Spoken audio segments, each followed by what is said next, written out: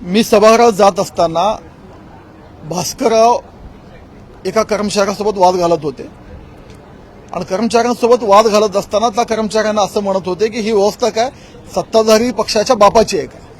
आणि मी त्यांना सांगत होतो की भास्करराव तुमच्यासारखे ज्येष्ठ सदस्य, या सभागृहातला अनुभवी सदस्य आणि सभागृहात वारंवार नियम कायदे सांगणारे तुम्ही, डेकोरम कशी सभागृहाची मेंटेन ठेवायची हे जर तुम्ही बुद्धी लोकांना शिकवणार आहेत, तुम्ही बाहेर येऊन अशा गोष्टी बोलू नका.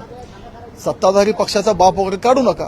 तुम्ही काढलात, आम्ही काढलो, कुठंतरी या महाराष्ट्राची जी सर्वोच्च सभागृह आहे अशा ठिकाणी अशा गोष्टी होणं बरोबर नाही हे भास्कररावांना समजावून सांगत होतो.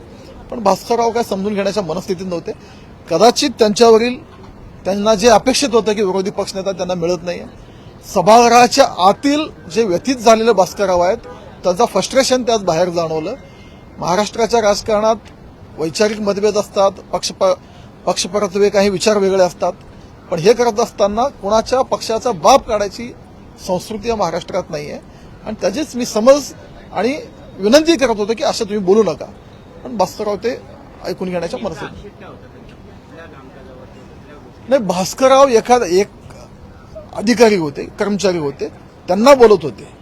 ते कोणाशी तरी पत्रिका देत होते. नेमकी कोणाची होती काय होती मला त्यातलं माहिती नाही. मला केवळ ते बाप काढले हे कानावर आल पडल्यावर मी त्यांच्याशी बोलत होतो.